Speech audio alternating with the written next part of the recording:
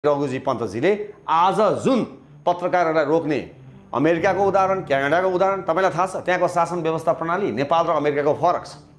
त्यहाँको डेभलपमेन्ट थाहा छ तपाईलाई, त्यहाँको प्रति व्यक्ति आय तपाईलाई थाहा छ। क्यानाडाको थाहा छ, क्यानाडाले त राज संस्था मान्छ, त्यो पनि बेलायतको। थाहा छ तपाईलाई त्यहाँ कति विकास छ, कति डेभलपमेन्ट छ, रोजगारीको अवस्था के छ, आम्दानी कति हुन्छ, त्यहाँको पब्लिकहरू कति धनी छन् तपाईलाई थाहा छ। अनि गर्ने काम चाहिँ केही नगर्ने, विकास, समृद्धि, शिक्षा, स्वास्थ्य पनि त्यहाँ निःशुल्क छ क्यानाडामा।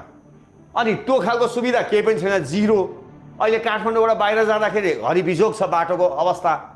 अनि गर्न पिटिकै केही नगर्ने, विकासका कुरामा चाहिँ देशलाई भद्रगोल बनाइदिने, रोजगारीका कुरामा भद्रगोल बनाइदिने।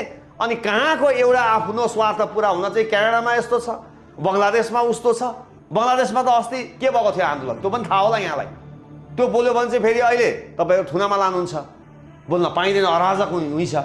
त्यस कारणले गर्दाखेरि भारतमा यस्तो, क्यानाडामा उस्तो भनेर भन्नुभन्दा पनि आजको जुन पत्रकारिता छ, जहाँ पनि समस्या हुन सक्छ, राजनीतिमा पनि समस्या छ। कतिपय नेताहरू भ्रष्टाचार गरेका छन्, भ्रष्टाचारी नेताहरू पनि देखिएका छन्। यसको अर्थ यो होइन कि राजनीति गर्नलाई प्रतिबन्ध लगाउनुपर्छ। समस्या जुनसुकै सेक्टरमा पनि देखिन्छ।